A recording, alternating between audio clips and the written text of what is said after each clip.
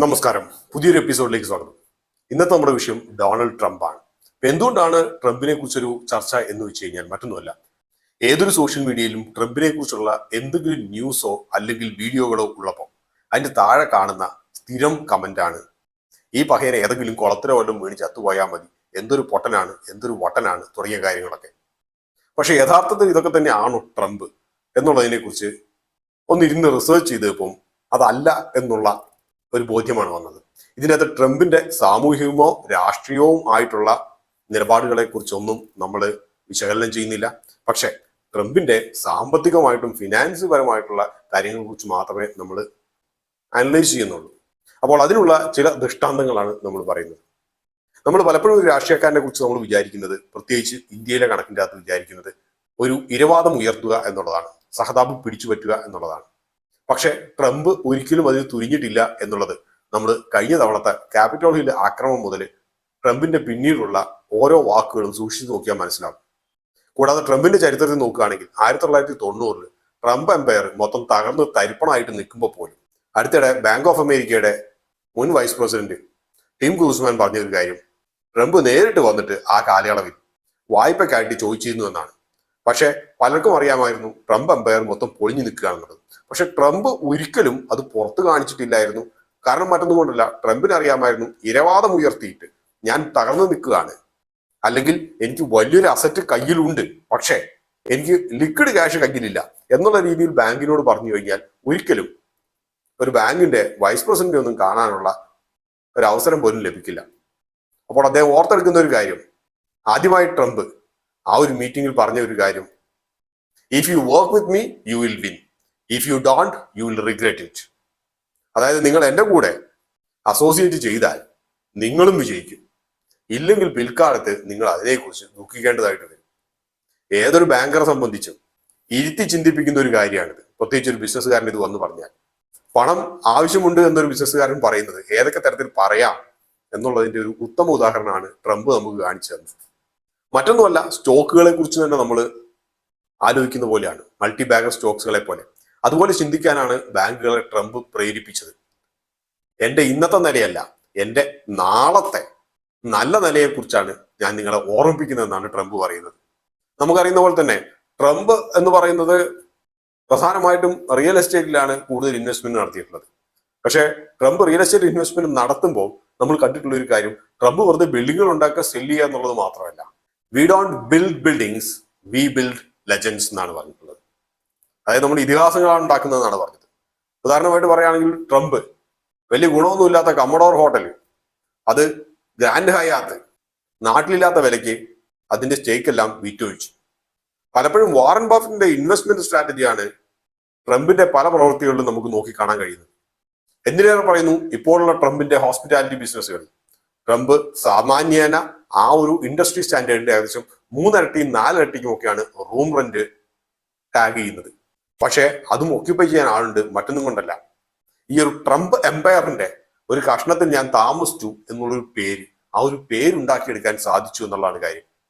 ഇതിന് വളരെ സദൃശ്യമായിട്ടുള്ള ഒരു കാര്യമാണ് മാർലെ മെമ്പർഷിപ്പ്. 2 ലക്ഷം US$ തത്തുല്യമായിട്ടുള്ള വിലയ്ക്ക് വിറ്റഴിഞ്ഞ മെമ്പർഷിപ്പുകൾ ചുരുങ്ങിയ സമയം കൊണ്ട് തന്നെ വിറ്റഴിക്കപ്പെട്ടു. ഇതിലും ട്രംപിന്റെ ബ്രാൻഡിങ്ങിന്റെ ഒരു കഴിവാണ് കാണുന്നത്. ട്രംപിന്റെ ചെറിയ ചെറിയ ബിസിനസ് നുണകൾ, അത് നമ്മൾ 2012 DC ഹോട്ടൽ ഡെവലപ്മെന്റിന്റെ അകത്ത് കണ്ടതാണ്. അത് പലപ്പോഴും പത്രമാധ്യമങ്ങളിൽ സ്ഥാനം പിടിച്ചൊരു കാര്യമാണ്. പല ബിസിനസ് മാഗസിൻ്റെ അകത്തൊക്കെ ഡെവലപ്മെന്റിന് വേണ്ടിയിട്ട് ഒത്തിരി ഏറെ ഫിനാൻസിയേഴ്സ് വളരെയധികം സപ്പോർട്ടീവ് ആയിരുന്നു, വളരെയധികം താല്പര്യപ്പെടുന്നു എന്നുള്ള രീതിയിലാണ് ഓരോ ഫിനാൻഷ്യൽ അടുത്ത് ചെയ്യുമ്പോഴും പറഞ്ഞുകൊണ്ടിരുന്നത്. ഏറ്റവും വലിയ തമാശ, ബാങ്ക് ഓഫ് അമേരിക്കയുടെ അടുത്ത് വരെ ഇത് പറഞ്ഞു.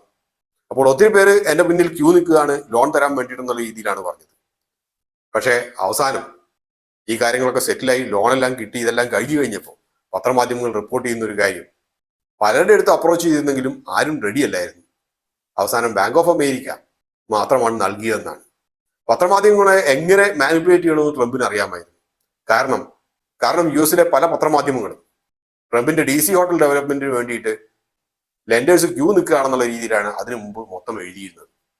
ട്രംപിനെ ഒരു നല്ല ബിസിനസ്സുകാരനാക്കി മാറ്റുന്നത് മറ്റൊരു പ്രധാനപ്പെട്ട കാര്യം അദ്ദേഹത്തിന്റെ ഹ്യൂമർ തന്നെയാണ്, ഹാസ്യം തന്നെയാണ്.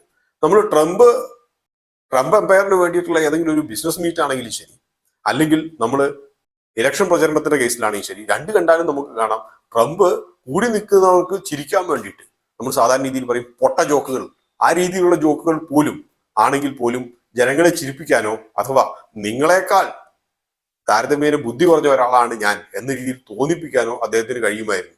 വലിയൊരു പരിധി വരെ ജനങ്ങളുടെ സപ്പോർട്ട് കിട്ടാൻ അത് കാരണമായി. ഇത്തരത്തിലുള്ള രാഷ്ട്രീയക്കാരെ നമ്മൾ ഇന്ത്യയിലും കാണാം.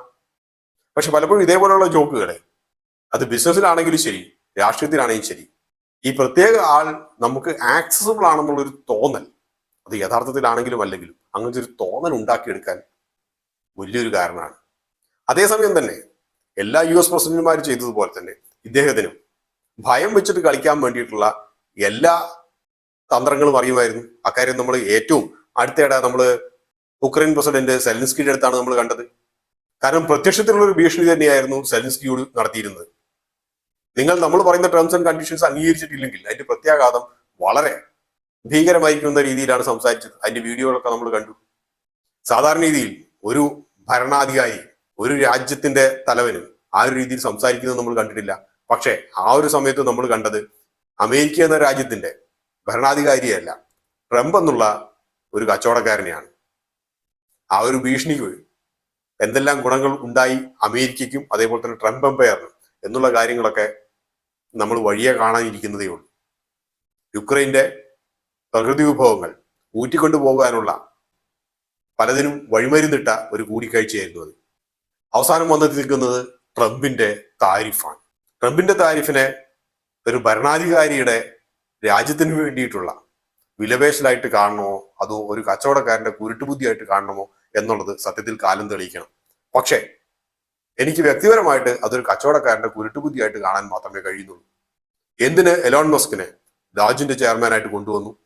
രാജ്യത്തെ രക്ഷപ്പെടുത്താൻ വേണ്ടിയിട്ടാണോ എന്നുള്ള ചോദ്യത്തിന് ഉത്തരം അല്ല എന്നാണ്. കാരണം രാജ്യം അത്ര വലിയ മോശപ്പെട്ട കടക്കണിയിലൊന്നും കിടക്കുന്ന ഒരു രാജ്യമല്ല. ബൈഡൻ താരതമ്യേന കഴിവുകെട്ടിയ ഒരു ഭരണാധികാരി ആയിരുന്നെങ്കിൽ കൂടിയും ഒരു കൂട്ടപ്പിരിച്ചുവിടലിലൂടെ ഓപ്റ്റിമൈസ് ചെയ്യേണ്ടതായിട്ടുള്ള ഒരു ഗവേണൻസ് സിസ്റ്റം ഒന്നും US-ലില്ല. ബുദ്ധിയുള്ള കച്ചവടക്കാർ തമ്മിലുള്ള ഒരു കൂട്ടുകെട്ടായിട്ട് മാത്രമേ ഇലോൺ മസ്കും ഡൊണാൾഡ് ട്രംപും കൂട്ടുകെട്ട് ഞാൻ കാണുന്നുള്ളൂ. ഡൊണാൾഡ് ട്രംപ് താരിഫിലൂടെ ചെയ്ത ഒരൊറ്റ കാര്യം ലോകം മുഴുവൻ ഒറ്റയടിക്ക് ഒരു കച്ചവടം നടത്തി എന്നുള്ളതാണ്. ഇനി വഴിയെ നടക്കുന്ന ട്രേഡ് ടോക്കുകൾ, അത് വിലപേശലിന്റെ സമയങ്ങളായിരിക്കാം. ഇതുവഴി ഏതൊക്കെ സെക്ടറുകൾ തീരുവ കുറയ്ക്കപ്പെട്ടേക്കാം എന്നുള്ളതെല്ലാം പ്രധാനമായും ആശ്രയിച്ചിരിക്കുന്നത് ട്രംപിന്റെയും ഇലോൺ മസ്കിന്റെയും കച്ചവട താല്പര്യങ്ങളിൽ ഊന്നി തന്നെയാണ്. ട്രംപ് നല്ല നയവൈദഗ്ധ്യമുള്ള റിയൽ എസ്റ്റേറ്റ് ബ്രോക്കർമാരെ പോലെയാണ് പെരുമാറുന്നത്. അമേരിക്കയിലെ ബഹുഭൂരിപക്ഷം വരുന്ന ജനങ്ങൾ കരുതുന്നത് ട്രംപ് അമേരിക്കയ്ക്ക് വേണ്ടിയിട്ട് അഹോയാത്രം പ്രയത്നിക്കുന്നു, അമേരിക്കയുടെ മാനുഫാക്ചറിംഗ് ബിസിനസ് നന്നാക്കാൻ വേണ്ടിയിട്ട് ഈ താരിഫെല്ലാം കൊണ്ടുവരുന്നു, മേക്ക് അമേരിക്ക ഗ്രേറ്റ് അഗൈൻ, അമേരിക്കയെ വീണ്ടും പണ്ടത്തതുപോലെ ഉയർച്ചയിലേക്ക് നയിക്കാൻ വേണ്ടി മുമ്പോട്ട് നിൽക്കുന്നു. അതേസമയം അപ്പുറത്തെ പവല് ജൂണില് റേറ്റ് കട്ടിന് വേണ്ടിയിട്ട് പ്ലാൻ ചെയ്യുന്നു. ഒരേ സമയം തന്നെ ട്രംപ് അമേരിക്കയുടെ റിസർച്ചിന് വേണ്ടിയിട്ടും അമേരിക്കയുടെ മാക്രോ എക്കണോമിക് ഫാക്ടേഴ്സ് നമ്പേഴ്സ് നന്നാക്കാൻ രണ്ട് തരത്തിലുള്ള ഒരു വഴിക്കാണ് പോയിക്കൊണ്ടിരിക്കുന്നത്. ട്രംപ് എന്ന കച്ചവടക്കാരൻ ഇവിടെയാണ് വിജയിക്കുന്നത്. US-ന്റെ പുറത്തുള്ളവർ ട്രംപിനെ ചെലുത്താനെ പോലെയാണ് കാണുന്നതെങ്കിൽ കൂടി ട്രംപ് ഉയർത്തിപ്പിടിക്കുന്ന മുദ്രാവാക്യം, ഈ പറഞ്ഞ താരിഫുകളൊക്കെ നമ്മളുടെ സമ്പത്ത് മറ്റുള്ളവർ കൊണ്ടുപോകാതിരിക്കാൻ വേണ്ടിയിട്ട് നമ്മൾ കൊണ്ടുവരുന്ന നയങ്ങളായിട്ടാണ്. ഇതിന് വളരെയധികം ജനപിന്തുണയും ലഭിക്കുന്നു എന്നുള്ളതാണ് വിചിത്രമായിട്ടുള്ള കാര്യം. ട്രംപ് എന്തെല്ലാം ചെയ്യും എന്നുള്ളത് പ്രവചനാതീതമാണെന്ന് പലരും പറയാറുണ്ട്.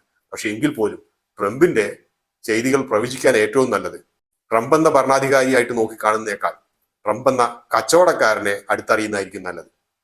അപ്പൊ ഇതോടെ ഈ ഒരു അധ്യായം ഇവിടെ പൂർണ്ണമാവുകയാണ്. മറ്റൊരു അധ്യായത്തിൽ വീണ്ടും കാണാം. അതുവരെ നന്ദി, നമസ്കാരം.